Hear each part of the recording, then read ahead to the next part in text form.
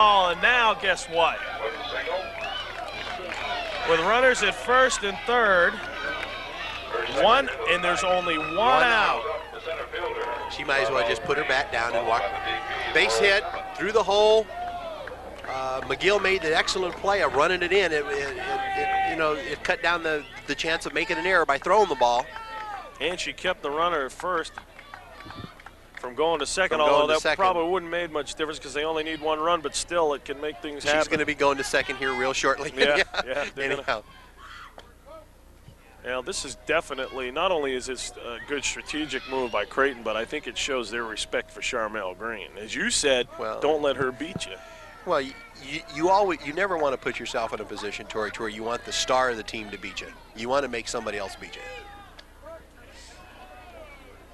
Now we set up sacrifice flies. We set up squeeze. And the play's got to come to the plate. There's no question. The only thing that could make it different is if they hit a ground ball like the second base toward the bag. Then they're going to have to try for two. No, they won't. They won't. They will. If it's in the middle, the game. If the ball's hit up the middle, Tori, the game's open. They're going to be playing inside the baselines. If it's hit up the middle toward the bag like that, the game's over, because there's no way that. No, I'm saying that would be their only opportunity. Then would be to try for two, because they're not going to be able to make the play at the because plate. There's no way that Herod's going to be able to move toward the middle of the field and right herself, and that's going to be able to right herself and get the ball to home. So their only play will be. But again, we're watching Moon out there at shortstop. She's moving every play. And Kelly has to throw strikes because there's no place to put anybody. And that pitch is over on the outside part of the plate for strike one, ball one, strike one. On deck hitter for Utah is Deb DeMiglio. And she's been the person that Creighton has not wanted to, besides. Ground ball.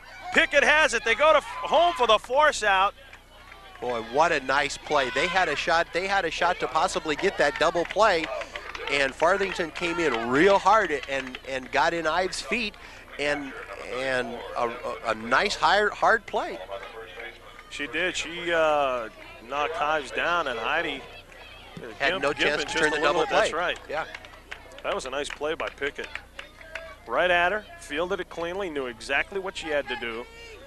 So now with Deb DeMiglio up, and bases loaded, and 2 outs now. So what it does now for the defense, they can release a little bit in the infield. They don't have to play so tight now, because a routine play anywhere will get them out of the inning. They got an out at any base in front of them. But this is the second person that Creighton has not wanted to beat him. DeMiglio check swing, call strike. This is the second person they walked her 2 or 3 times tonight where they have not wanted her to beat them. There's no place to put her now. 0-1 pitch. Ground ball foul, third base. 0-2.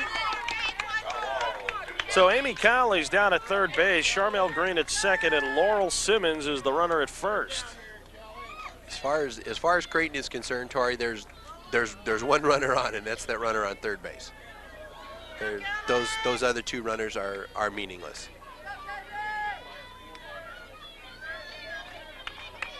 DeMiglio in a position to end this thing. Kelly Brookhart hoping to get her out. Rise ball, she laid off it. Not a bad pitch at that time. Not at all. Can't hurt you. Ball one, if she hits it, might pop it up. She could swing and miss. That's exactly right. Exactly right. Especially when in this game, that's your out pitch. 1-2. Here it comes. Foul, third base side. And I'm telling you, if DeMiglio could keep some of those in fair territory, she'd be batting 1,000, boy. She's just ripping them up the third baseline. Well, remember her last at bat. That's right. She made Brookhart throw a lot of pitches and had a battle. Boy, at that point in time.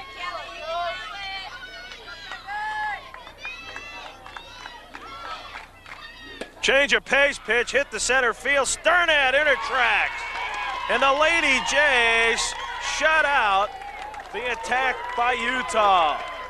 No runs, 2 hits, no errors, and 3 runners left on base. One batter earlier would have been the ball game.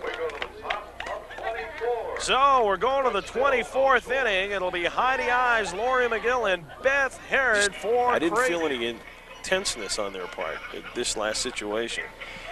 I think you're right. Is that, you know, I think both of these teams now, after about the first 12 or 13 innings, I think they've settled in, for lack of a better word, to just a routine. And you know, hey, we've got this game under control, and they're going to make a mistake and help us along.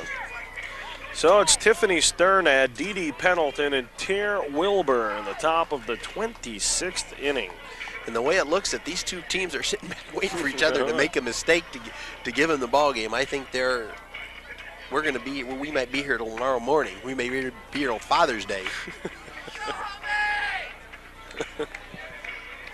And I would be very surprised. I would be very, very surprised that if this game completes tonight, that they play another one yet tonight. Well, they've changed their jerseys now, Utah has. Thinking maybe that'll do something for them. So now they've gone to their red jerseys Try with the black something. trim. Sure, hey, anything. Anything. I was waiting to see rally caps, but they wear those visors, and you can't turn those inside out. Can't do that. Kelly Brookhart's not impressed by the change in jerseys as she Right off the fires a bat. strike.